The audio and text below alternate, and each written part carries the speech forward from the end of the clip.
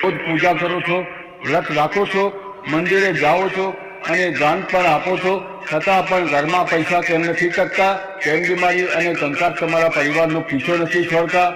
ક્યાંક એવું તો નથી ને કે અજાણતા તમે તમારા ઘરના મુખ્ય દરવાજે યમરાજને આપી રહ્યા છો?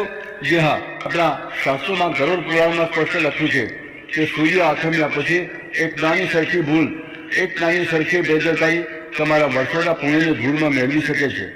ઘણા પરિવારો આજે ગરીબ છે, દુઃખી છે, માત્ર એટલા માટે કે તેઓ સાંજની વેળાએ તુલસીના છોડ પાસે એક કામ કરવાનું ભૂલી જાય છે જે તેમના ઘરની રક્ષા કરે છે.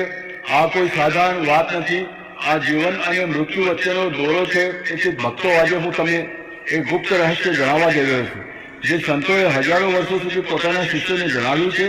આ વિડીયો તમારા જીવનનો સૌથી મહત્વપૂર્ણ વિડીયો બની શકે છે. અને અધૂરો છોડવાની ભૂલ ન કરતા, કારણ કે અધૂરું જ્ઞાન જે સમાન હોય છે. જે પરથી તમે આ વિડીયો જોશો તમારી કિસ્મત બદલાવા લાગશે. લો ઓફ એટ્રેક્શન પર વિશ્વાસ કરો. સામાન્ય લોકો આ શબ્દ ક્યારેય નહીં જોએ. તમે એક કિસ્મતના સંતાન છો જેમને સફળતા માટે પસંદ કરવામાં આવ્યા છે. પાકા ઈરાદા વાળો મેસેજ છોડો, હું જરૂર અમીર બનીશ, આજે મારી જિંદગીના આ ટર્નિંગ પોઈન્ટને બતાવવા માટે. જો તમે ખરેખર દેવી લક્ષ્મીના આશીર્વાદ મેળવવા માંગતા હો તો પ્લીઝ આ જાણકારીને ઓછી ન આંકતા, કારણ કે સાચા સમયે કરવામાં આવેલો એક નાનકડો બદલાવ પણ તમારી કિસ્મતમાં એક મોટો વળાંક લાવી શકે છે. આવનારી જરૂરી અને ગુપ્ત જાણકારીઓ મિસ ન થાય તે માટે ચેનલને સબસ્ક્રાઇબ કરો. આજે આપણે જાણીશું તુલસી પાસે દીવો પ્રગટાવવાનું. અને ભક્તો, સૌથી પહેલા આપણે સમયના મહત્વને સમજવું પડશે. આપણા શાસ્ત્રોમાં 24 કલાકોને અલગ અલગ ભાગોમાં વહેંચે, પરંતુ આમાં સૌથી વધારે સંવેદનશીલ, સૌથી વધારે ભારે અને શક્તિશાળી સમય હોય છે ગોધૂલી વેળા. શું તમે જાણો છો ગોધૂલી વેળા શું છે? જૂના સમયમાં જ્યારે ગાયો જંગલમાંથી ચરીને પાછી પોતાના ઘરે ફરતી હતી ત્યારે તેમના પગથી ઉડતી ધૂળથી આકાશ ભરાઈ જતું હતું અને સૂરજની છેલ્લી કિરણો એ ધૂળમાં ભળી જતી હતી. આ એક સમય હોય છે જ્યારે દિવસ અને રાતનું મિલન થાય છે. આ સંધિકાળ છે. આપણા ઋષિ મુનિઓ કહે છે કે આ જે સમય છે જ્યારે દૈવી શક્તિઓ અને આસુરી શક્તિઓ બંને જ વાતાવરણમાં સૌથી વધુ સક્રિય હોય છે. ધ્યાનથી સાંભળો. ગરુડ પુરાણમાં જણાવવામાં આવ્યું છે કે જેવો સૂર્ય અસ્ત થાય છે અને અંધારું પગપેસારો કરવા લાગે છે, દેવી લક્ષ્મીની મોટી બહેન, જેને અલક્ષ્મી કે દરિદ્રતા કહેવામાં આવે છે, તે પૃથ્વી પર ભ્રમણ કરવા નીકળે છે. અલક્ષ્મી માટે એક ઘરોની તલાશમાં રહે છે જે અંધારામાં ડૂબેલા હોય, જ્યાં તુલસીનો છોડો છે પરંતુ તેની પાસે રોશની નથી. વિચારો, જો તમારા ઘરનો મુખ્ય દરવાજો અને તુલસીનો ક્યારો અંધારામાં છે તો તમે કોઈને આમંત્રણ આપી રહ્યા છો? જે ઘરમાં સાંજની વેળાએ તુલસી પાસે દીવો નથી પ્રગટતો ત્યાં નકારાત્મક ઉર્જા, ભૂત પ્રેત અને પિતૃદોષનો છાયો મંડરાવા લાગે છે. તુલસી કોઈ સાધારણ છોડ નથી, તે સાક્ષાત વૃંદા છે, તે હરિપ્રિયા છે, તે વૈકુંઠનું દ્વાર છે. જ્યારે તમે ગોધૂલી વેળાના સમયે બરાબર સૂરજ આથમ્યા પછી તુલસી પાસે એક દીવો પ્રગટાવશો તો તે દીવો માત્ર તેલ અને વાતની રમત નથી હોતો. તે દીવો એક સુરક્ષા ચક્ર બની જાય છે. તે અગ્નિની એક દિવાલ બની જાય છે જેને પાર કરીને કોઈ પણ ખરાબ શક્તિ, કોઈ પણ દરિદ્રતા તમારા ઘરની અંદર પ્રવેશ નથી કરી શકતી. એ દીવાની જ્યોત એ ઘોષણા કરે છે આ ઘરમાં ધર્મનો વાસ છે, આ ઘરમાં શ્રી હરિવિષ્ણુના ભક્ત રહે છે. તેથી યમરાજના દૂત પણ એ ઘરની તરફ જોતા ડરે છે. જ્યાં તુલસીની નીચે પ્રકાશ હોય છે, દૂત નીચે નીચે આપ કરેલો ત્યારે પ્રકાશ હોય છે, તુલસીની નીચે પ્રકાશ હોય છે. ભક્તો, આ મહિમાને સમજવા માટે હું તમને પદ્મ પુરાણ સાથે જોડાયેલી એક અત્યંત પ્રાચીન કથા સંભળાવું છું. અને ધ્યાનથી સાંભળજો, કારણ કે આ કથા તમારા લુવાડા ઊભા કરી દેશે. ઘણા સમય પહેલા અવંતિકા નગરીમાં ધનંજય નામનો એક બહુ મોટો વેપારી રહેતો હતો. તેની પાસે ધનની કોઈ કમી ન હતી, સોના ચાંદીના ઢગલા હતા, પરંતુ તેના મનમાં ધર્મ માટે કોઈ જગ્યા ન હતી. તે નાસ્તિક હતો. તેને પોતાના જીવનમાં ક્યારેય મંદિરના પગથિયા નહોતા ચડ્યા અને ન તો ક્યારેય તુલસી પાસે એક પણ દીવો પ્રગટાવ્યો હતો. તેને લાગતું હતું કે તેના પૈસા જ તેનો ભગવાન છે. તેની જ પડોશમાં એક તૂટેલી ફૂટેલી ઝૂંપડીમાં સુનંદા નામની એક ઘરડી વિધવા રહેતી હતી.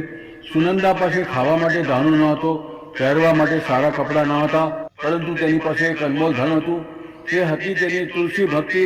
ભલે આંધી આવે કે વાવાઝોડું આવે, સુનંદા રોજ સાંજે ગોધૂલી વેળામાં પોતાની ઝૂંપડીની બહાર તુલસીના છોડ પાસે માટીનો એક નાનકડો દીવો જરૂર પ્રગટાવતી હતી. તે કહેતી હતી, એમાં તુલસી, મારી પાસે ઘરે આપવા માટે ઘી નથી, પરંતુ મારા આંસુઓ અને મારી શ્રદ્ધાનો સ્વીકાર કર.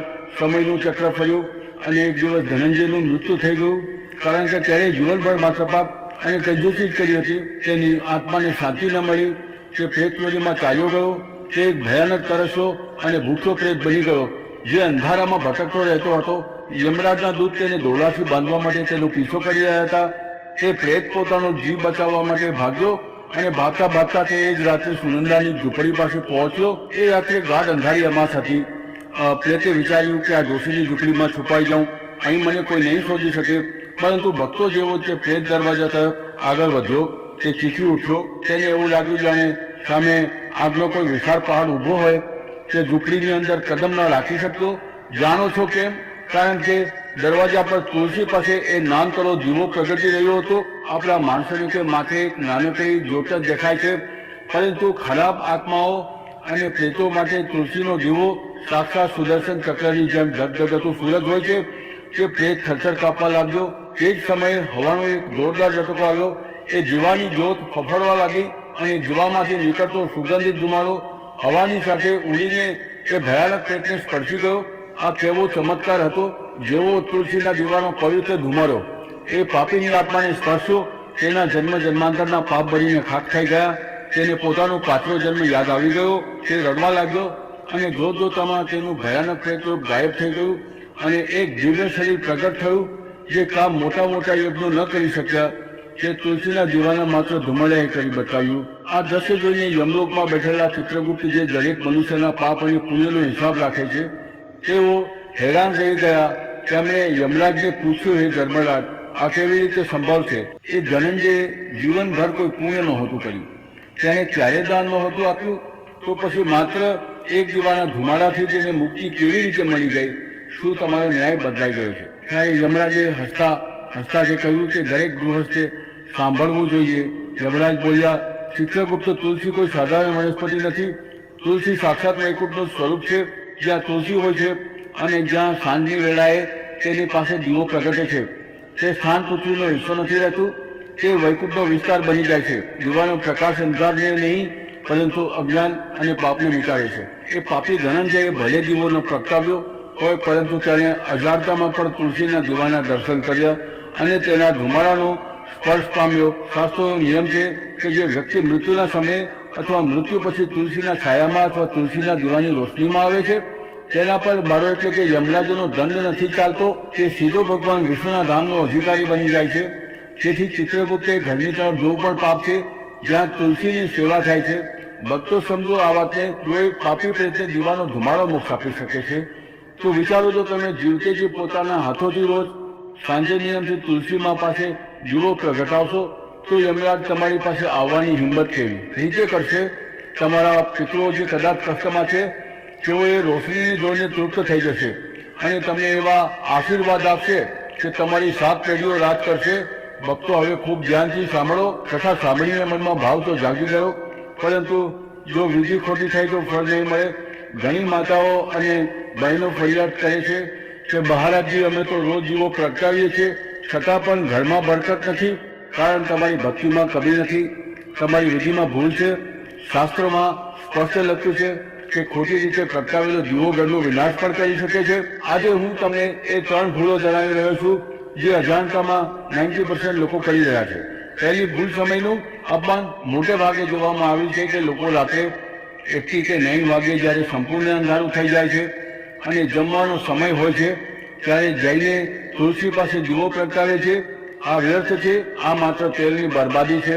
તુલસી પાસે દીવો પ્રગટાવવાનો સાચો સમય ગોધૂલી વેળા છે, એટલે કે સૂર્યાસ્ત બરાબર 11 મિનિટ પહેલાથી લઈને 15 મિનિટ પછી સુધી, જ્યારે આકાશમાં હળવી આલાસ હોય અને તારા દેખાવાના શરૂ થયા હોય. જો તમે ઘોર અંધારામાં દીવો પ્રગટાવો છો, તો તે યમદૂતો માટે નહીં, પરંતુ માત્ર જીવજંતુઓ માટે હોય છે. લક્ષ્મી ઘરમાં પ્રવેશ કરે છે. જ્યાં સાંજ પડતા જ અંધારું થતાં પહેલા રોશની થઈ જાય છે. બીજી અને સૌથી ખતરનાક ભૂલ, દીવાને જમીન પર મૂકો. આ ભૂલ લગભગ દરેક ઘરમાં થાય છે. આપણે ઉતાવળમાં દીવાને સીધો જમીન પર કે માટી પર મૂકી દઈએ છીએ. આ પૃથ્વી માતાનું અને અગ્નિદેવનું અપમાન છે. શાસ્ત્ર કહે છે, દીવાને આસન આપો. ક્યારે પણ દીવો સીધો જમીન પર ન મૂકો.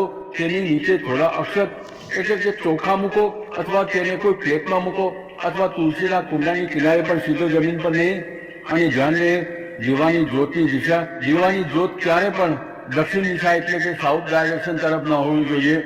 દક્ષિણ દિશા યમરાજની છે, મૃત્યુની છે. તુલસી પાસે દીવાની જ્યોત હંમેશા ઉત્તર દિશા એટલે કે નોર્થ અથવા પૂર્વ દિશા એટલે કે ઈસ્ટ તરફ રાખો. ઉત્તર દિશા સ્વાસ્થ્યની છે, પૂર્વ દિશા સ્વાસ્થ્યની છે. દક્ષિણ તરફ જ્યોત માત્ર શ્રાદ્ધ પક્ષમાં અથવા કોઈના મૃત્યુ પર જ કરવામાં આવે છે. જીવિત લોકોના ઘરમાં આ દોષ પેદા કરે છે.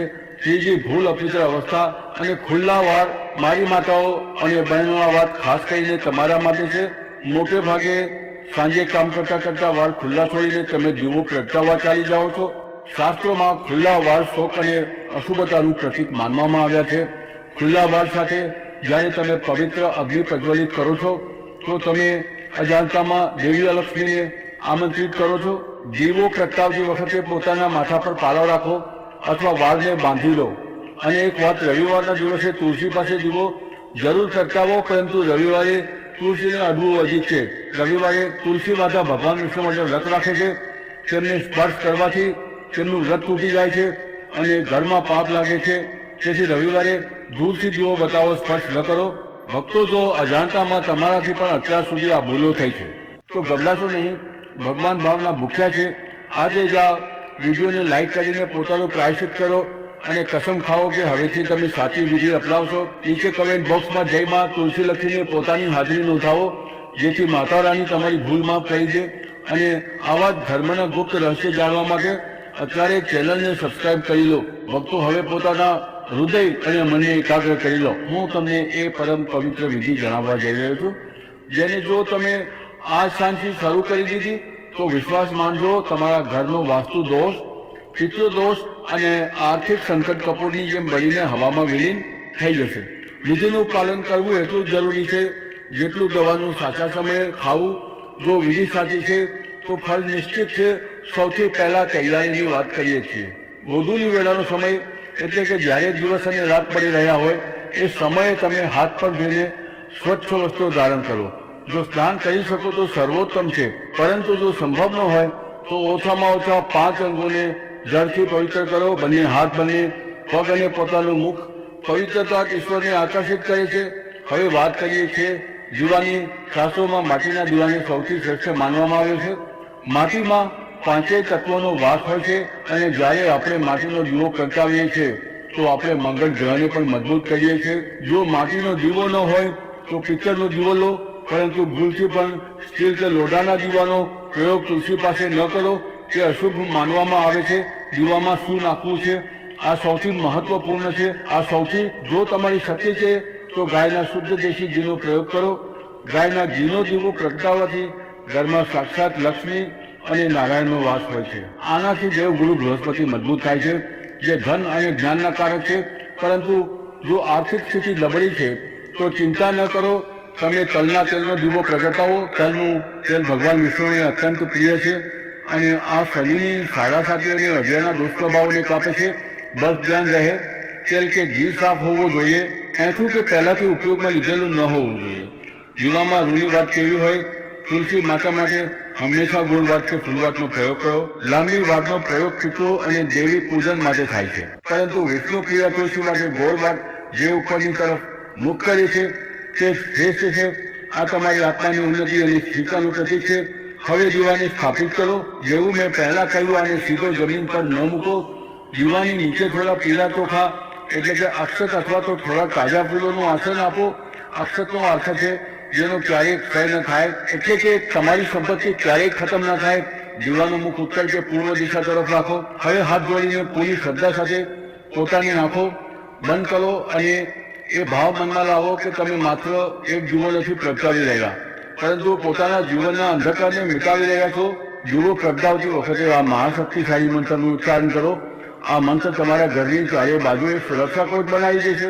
દેશના ગરીબ પાસ પણ કલસી તરફથી ચારેય બાજુ કરતી વખતે શુભમ કરોતિ કલ્યાણમ આરોગ્યમ ધન સબ્બદા શત્રુ બુદ્ધિ વિનાશાય જીવ જ્યોતિષમ વસ્તુ છે. આ મંત્રનો અર્થ છે કે હે દીવાની જ્યોતા, મારું શુભ કરો, મારું કલ્યાણ કરો, મને નિરોગી કાયા અને ધન સંપદા પ્રદાન કરો, મારા શત્રુઓની બુદ્ધિનો વિનાશ કરો અને મારા મનમાંથી વેરભાવ મિટાવો. જો તમને આ મંત્ર કઠિન લાગે તો તમે માત્ર ફળ નમો ભગવતે વાસુદેવાયનું નિરંતર જાપ કરો. દીવો પ્રગટાવ્યા પછી ત્યાં જ ઊભા રહીને 3 વાર પરિક્રમા કરો. જો જગ્યા ઓછી છે તો પોતાના સ્થાન પર 3 વાર ઘૂમી જાઓ. અંતમાં તુલસી પાસેની ભૂમિને નમન કરો અને પોતાના માથા પર ત્યાંની થોડી માટી લગાવો.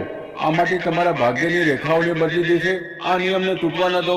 નિરંતરતા સફળતાની ચાવી છે. જેથી સફળતાની બાદ માદલા ચાદરા. મારા પ્યારા આત્માની એક વાત હંમેશા યાદ રાખજો. દીવો જોવામાં બહુ નાનો હોય છે, માટીનો હોય છે, નાજુક હોય છે, પરંતુ એ નાના સરખા દીવામાં ઘેરામાં ઘેરા અંધારાને ચીરવાનું સાહસ હોય છે. તેવી જ રીતે આ નાનકડો ઉપાય આ તુલસી પાસે પ્રગટવાવાળી એક નાનકડી જ્યોત તમારા જીવનના મોટા દુઃખો અને સંકટોને કાપવાની શક્તિ રાખે છે. આજથી જ એક નિયમ બનાવી લો, એક સંકલ્પ લો. ભલે તમે કેટલા પણ વ્યસ્ત કેમ ન હો, ભલે તમે કેટલા પણ થાકેલા કેમ ન હો, સાંજની વેળાએ તુલસી માતા પાસે જઈને આ એક દીવો જરૂર પ્રગટાવશો. આ દીવો માત્ર તેલ અને વાત નથી, આ તમારા પિતૃઓ માટે આકાશદીપ છે જે તેમને રસ્તો બતાવે છે. આ દીવો તમારા બાળકોના ઉજ્જવળ ભવિષ્યની ગેરંટી છે. હું તમારો આ સેવક આજે ભગવાન શ્રી કૃષ્ણ અને પરમ કલ્યાણીમાં તુલસીના ચરણોમાં એ પ્રાર્થના કરું છું કે જે પણ ભક્ત સાચા મનથી આ વિડીયોને જોઈ રહ્યો છે અને જે આજથી પોતાના ઘરમાં આ પવિત્ર નિયમ શરૂ કરશે, તેના ઘરના ભંડાર ક્યારેય ખાલી. અન્નપૂર્ણા માતા તેના રસોડામાં સદૈવ વાસ કરે. તેના ઘરમાંથી બીમારી જેવું, ગરીબી અને પારિવારિક કંકાસ હંમેશા માટે પોતાનો રસ્તો બદલી લે.